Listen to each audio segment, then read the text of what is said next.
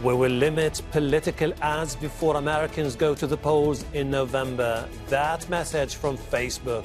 The giant tech company says it aims to stop election misinformation. But does this convince everyone, and will it work? This is Inside Story.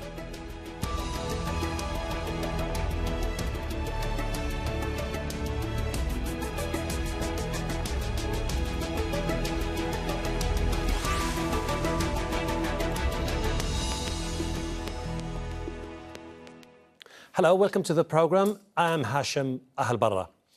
Facebook has announced steps to prevent its platform being exploited in the week leading up to the US presidential vote. It will stop accepting new political ads 7 days before November the 3rd election, but it will continue to show what's already in the system. The social media giant has been criticized for allowing political ads to be micro-targeted, so they're only seen by small and select communities instead of being debated by a wider audience. It's also accused of not doing enough to fact-check articles on its platforms. CEO Mark Zuckerberg unveiled the new measures in a Facebook post. He says this election won't be business as usual and admits he has a responsibility to clear up confusion. He says he's worried about divisions in the country and that they could increase the risk of civil unrest. He believes there could be intense claims and counterclaims as ballots are being counted. So Facebook will put labels on posts from candidates attempting to declare victory before the final results come in. Over the past 2 years, Facebook's been scrutinized for how it handles misinformation. Last November, Zuckerberg was summoned by the US Senate to answer questions about Russia's effort to sway the 2016 presidential election. He admitted 470 fake accounts were linked to a shadowy company with ties to the Kremlin, and that he spent $100,000 to purchase ads on divisive issues. Facebook confirmed data from tens of millions of users was improperly shared with Cambridge Analytica. The London-based consultancy firm worked for Donald Trump's presidential campaign, as well as groups that pushed for Brexit in the 2016 UK referendum. In 2018, UN human rights experts blamed Facebook for helping spread hate speech against Rohingya Muslims in Myanmar.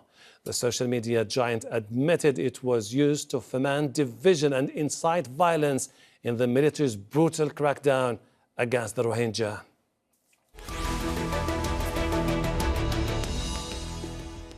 Let's bring in our guests. From Harrodsburg, Kentucky, is James Warren, executive editor of NewsGuard, a fact-checking platform. From New York is Jim Anderson, CEO of Social Flow, a tech company which helps media platforms distribute social content. From Albuquerque is Alan Schroeder, professor at Northeastern University and author of Presidential Debates, Risky Business on the Campaign Trail. Thank you for joining us.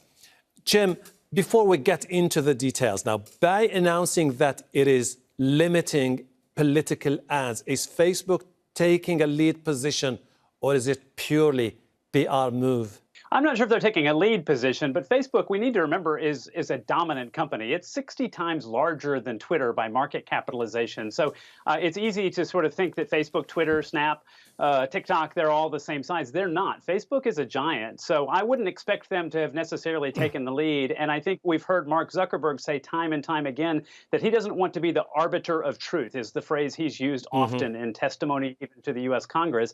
I think they've realized, well, they may not want to be the arbiter of truth, but clearly they have a role to play in elections and in the US election, and they have to do something. Jim, this is a company that came under the spotlight, particularly since 2016, where many people said that it was responsible for undermining democracy then. Do you think that Facebook is just trying to take a precautionary stance here? This is my question to Jim Anderson.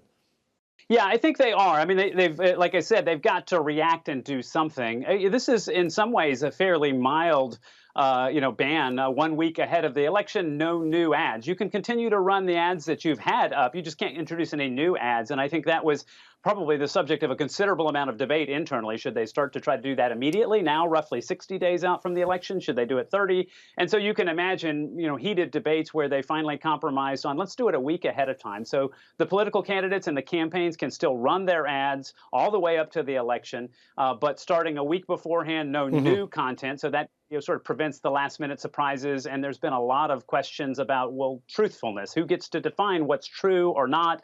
One person's free speech is another person's hate speech. And then, there's just all kinds of controversy built into that. James Warren, how do you see this whole thing unfolding? Well, I think most of the bases were just touched right there. It's interesting. I was looking at a piece in Recode, which is a part of the Vox network now, by a bright tech writer named Peter Kafka, who mentioned that he had a conference last October, November, and asked the same question to a key Facebook person. And this was a matter that they were discussing a year ago. So why now? I mean, clearly they feel pressure, a lot of it internally, to do something. But the devil's in the details. This does not prevent campaigns at all from running existing ads or ramping up the distribution of those ads, which may be full of falsehoods. The ad ban doesn't prevent politicians at all from continuing to lie in those ads, because Facebook has said it won't do that. We just heard the late date in October, which is the key one here. And also, critically, what is the Facebook genius of targeting particular groups? Say, I'm in a particular place in Kentucky for the next couple of days. You could get a certain number of females whom you're targeting here, or maybe you're getting Al Jazeera viewers in Northern Illinois.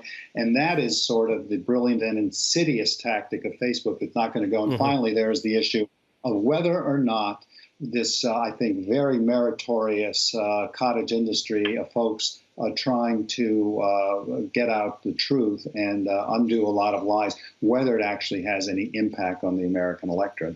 Alan, how significant are the measures announced by Facebook, and will they be enough to curb misinformation? Well, I think there are a couple of things to consider. First of all, the prohibition on new advertising in the final week. It sounds good, but it seems maybe a little much, not enough and too late. For instance, today, September 3rd, the voting actually begins in North Carolina. So 2 months before the official election day, people are already starting to vote. So banning ads during the last week because they can't be fact-checked doesn't really address the big problem here. On a more positive side, there was something else in that Mark Zuckerberg announcement yesterday that caught my eye that I think could be of consequence, and that is what they're calling, I don't know if they're calling it a ban exactly, but the idea of monitoring victory claims. So in other words, if the election is not decided on November 3rd because of mail-in ballots and because of the closeness of the election and so on and so forth, Facebook has said now that they will not allow candidates to come forth and claim victory. So we'll see how that one plays out. Jim, one of the criticism about those measures announced is particularly about the time frame. Like, the changes are going to be introduced 1 week before the vote. People are starting to vote. And the process that starts from now until that week is where many, many people could be still affected by political ads. Why has that issue in particular not been addressed?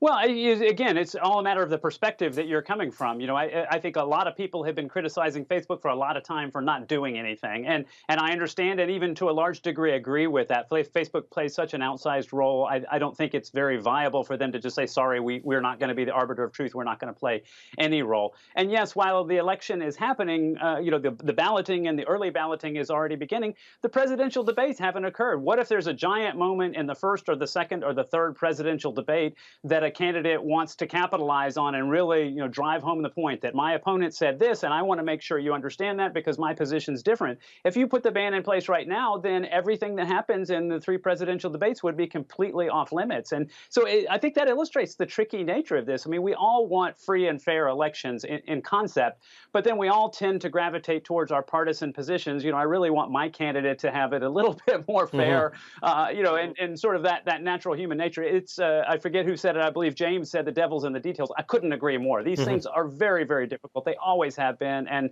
Facebook is definitely in the crosshairs over it. James, since we're talking about those details in particular, now it seems that there are still ways to bypass those rules. Like you can advance the ads earlier, fund them later, and therefore you won't be held accountable in front of the justice.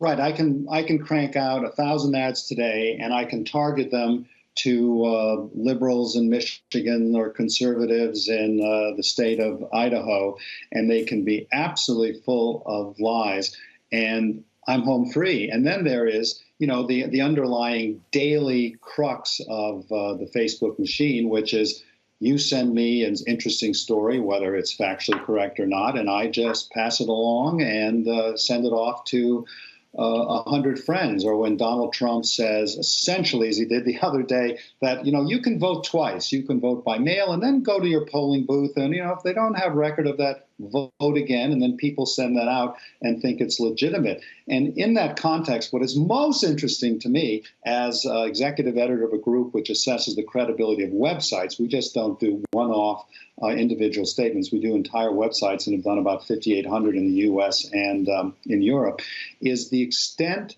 to which falsehoods and the outing of falsehoods may increasing actually cause people to even hold on tighter to their beliefs. It could be an unintended consequence of the meritorious work that a lot of us are doing. Alan, now, if you say you're going to introduce laws, the question is, who's going to police those laws, and particularly political ads? Well, yeah, and I think that's the big sort of flaw in this Facebook announcement is it's one thing to have policies, but then you have to enforce them. And to enforce truth against this onslaught of this barrage of daily, sort of lies and exaggerations and misstatements, it's really tough. And so for any individual company to do that, it's a big ask, even a big company like Facebook. And that's why we have Jim Warren's group and the other fact-checking groups that are doing, great work around this campaign. But in the final analysis, will anybody believe anything that they don't believe already? And I think that's sort of the world that we live in now, thanks largely to Donald Trump's debasement of the truth over the past 4 years. That you've just got people willing to believe what they already believe and not open to alternative information. Mr. Anderson, we're talking about flaws. Mr. Warren, I feel like you want to jump in here. Please go ahead. Just a small example. We've done tremendous work at NewsGuard on, of all things, health sites. We went into this endeavor 2 years ago thinking that most of the awful sites we would find would be political. In fact, we found several hundred, and this was pre-pandemic, sites with erroneous factual information. You talk to doctors anywhere in Doha, New York, Seattle, they'll all tell you about all the patients who come in every day saying, well, I just read this miracle cure for my pancreatic cancer. Why aren't you suggesting that? In the case of Facebook, we have gotten them to take down many erroneous health sites, particularly in Europe, when we outed them as full of erroneous coronavirus information. So that's going to be an interesting test case. Will that actually impact people when they know, or when an organization like us is saying that no, bleach won't help you get rid of your coronavirus, and no, Bill Gates wasn't the catalyst for discovering the virus and instigating it. So this goes beyond just the politics, which is sort of the sexy subject for us in a campaign, and goes into some very primal matters like health and people going to their doctors all over the world and having been beholden to crazy information. Will the work that we do impact some of that? I have my fingers crossed.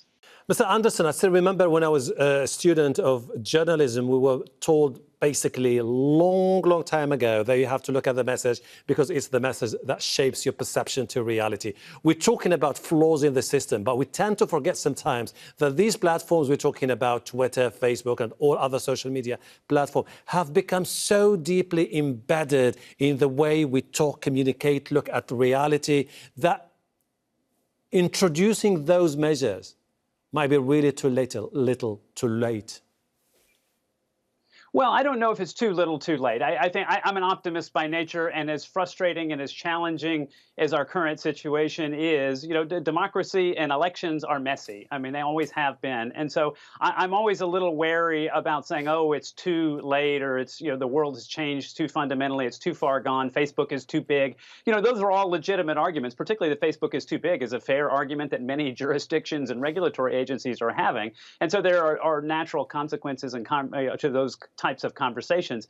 But I think, it's really all about consumer attention, right? And this mobile device, which I've got right here, even while doing this interview, my mobile device, it can't be more than 2 feet away. I'd be willing to bet everybody else has got their mobile device that close to them. And really, if you want to get down to the heart of it, that it's 80% of social network consumption is done on a mobile device. That's where the consumer attention is focused. That's why Facebook, and to a degree Twitter, Google, and others ends up being so popular and so dominant compared to, say, traditional linear TV in previous elections. Alan, in 2016, about 60% of Americans were getting their news from social media platforms. The concern that people are voicing about the need to clamp down on disinformation and distortion in social media, is it because this time, on November the 3rd, people feel like they're moving towards an uncharted territory in American politics? Well, yes, I think that's an accurate description of it, but I don't think that has only to do with social media. I think it's 4 years of a very sort of a nerve-inducing administration. I think that, all bets are off. We don't know what will happen. We thought we knew what was going to happen the last time, and it didn't happen. And so I think that's the climate in which we exist. And then throw in the pandemic, when you can't go to vote in person as you normally would as easily, and it just sort of all sort of adds up here. I think the danger for Facebook, though, if Facebook, which was seen to have helped Trump win the election in 2016, if that happens again, I think Facebook itself stands the risk of becoming, at least in the United States, a platform for older voters in red states. But I think, there's already the delete Facebook movement, and I think that would be accelerated if Facebook is seen to have contributed to a similar outcome in 2020. James, in NewsGuard, which is a fact-checking platform, you do understand the fact that we need more time to gather enough data about how ads and disinformation shape voters' decisions. In the meantime, what do you think should be the ultimate goal here? How should we move forward to protect people's rights and preserve democracy? Well, I think one critical matter, and it's something that confronts a younger generation around the world, it's not just an American problem, has to do with not knowing which media sources to believe in a world in which, like my 16-year-old is getting 25 different bulletins every moment, and he's looking at Facebook, and he's looking at Instagram. He may not know the difference between the credibility of the New York Times and the credibility of some crazy blogger in his pajamas sitting in a basement somewhere in rural America. And I think that growing ignorance compounds the propensity of politicians perhaps lying. And remember, this goes at all levels of democracy, all levels of government around the world. And this is something I'm very sensitive to, because in a couple of days, my sixth grader and my 11th grader are starting remote learning back in Chicago. I've looked at all the classes they've got, and I can assure you, both at an elite private school and an elite public school, there is nothing that verges even vaguely close to media literacy and helping these kids understand what are trustworthy sources of information and what are not, which is why we at NewsGuard hope that we can play a role there by at least telling people whether you can trust a particular site, who owns it, who edits it, do they run corrections, what is their track record, and hopefully having some sort of trickle-down effect on the education systems around the country and around the world. Jim, never before has the United States of America been so polarized to the point where now, in a way or another, social media platforms have amped up the powers of the opinionators, and these are the people who are now shaping the way we decide and we make decisions. How can you distinguish between this fact and the other fact that Facebook, Twitter, and other social media platforms are trying to introduce what people say are very symbolic gestures to bring about a genuine, sane content that could be conducive to a vibrant democracy? Well, so a couple of things. Number one, I'll challenge your assertion that never before has the country been so polarized. We had a civil war back in the 1865, right? And, Sure. it predates, obviously, all of us, but that was a pretty polarized time. The phrase, as we were talking about fact-checking earlier, there's a phrase, I don't know how well it translates outside the U.S., but it's called snake oil salesman, right? Somebody who's peddling a miracle cure. That came from the late 1800s in the wild, wild west of the U.S. This is not a new issue. And when you say, the challenge is that, we don't have experts anymore, we don't know who to trust. In some ways, I think that's very, very true. And I appreciate what NewsGuard and other outlets like it are trying to do to provide some context and credibility. But the flip side of that is citizens are having a voice. We just don't happen to like, and I personally don't happen to like some of what my fellow citizens have to say. I think that they may not be truthful, they may not be accurate, they may not be acting in good faith. All three of those things can be true. That doesn't mean they don't have a right to express their opinion, wrong as I may think it may be. And so I think we're really wrestling with that whole free speech consequence, right? I support the right for your free speech, but the minute you say something I disagree with, do I still support your right to free speech? Point. And I think we need to be, we need to be really careful about prescribing. Well, only the experts are the ones who get to talk about this. Well, sure. Let's define who the expert is, right? Alan, and I agree with Jim when he talks about there are many issues that we seem to be now wrestling with, and one of these issues is the feeling that social media should have expanded our worldview. In fact, they are now shrinking our worldview because of the opinionators. Now, if we are to address these issues, why aren't we talking about the need to address the computer algorithms that seem to be messing up with our brains in a way or another to the point where they are dictating what we should like and what we should dislike? Well, it's big business. There's so far in this presidential election, $1.5 billion has been spent on presidential campaign advertising. That's just the presidential race, not the senators and governors and House of Representative members, et cetera, et cetera. And so there is so much money to be made here, and companies like Facebook are reaping the vast majority of that. So they have to balance their business desires against these larger societal desires. I would just like to echo what Jim Warren said about young people. I think this is so important that we teach media literacy, that we teach civics, and that young people don't get so cynical about the process that they just stop voting altogether. I mean, already they vote in much smaller proportion than older voters. And so I think there's, we're looking at this problem not just for 2020, but as an ongoing thing about our future, our society, and our ability to function as a democracy. Gentlemen, I have one last question for you, and I appreciate if you could just give me very, very brief answers, and I'll go to the three of you. If the American public opinion feels like betrayed by the social media platforms after November the 3rd, what will be the repercussions? I will start with James. Well, I hope the repercussions would be turning increasingly to informed, credible sources of information. I think it would be a little bit naive in the short term not to believe that some of this fact-checking is reinforcing ideologically grounded beliefs. But I do hope they would turn to operations like NewsGuard to find out whether or not they can trust a source of information. Jim, in less than 20 seconds. Antitrust, I think, is the most logical consequence. These tech platforms have gotten big. If you believe that they're corrosive to our democracy, one obvious solution is to break them up. Alan? Right, and so that would be a political solution. I think you also face a backlash from regular users, that if people feel Facebook is no longer, to their benefit, or it's just become a propaganda tool, they might just drop it altogether. Thank you. I really appreciate your time. Unfortunately, we're running out of time, but I promise you we will definitely revisit this particular interesting subject in the coming weeks. Alan Schroeder, Jim Anderson, James Warren, thank you very much indeed. I really appreciate your insight. And thank you too for watching. You can see the program again anytime by visiting our website, aljazeera.com. For further discussion, go to our Facebook page. That's facebook.com/AJ Inside Story. You can also join the conversation on Twitter. Our handle is @AJ Inside Story. From me, Hashem, Ahelbarra, and the whole team here in Doha. Bye for now.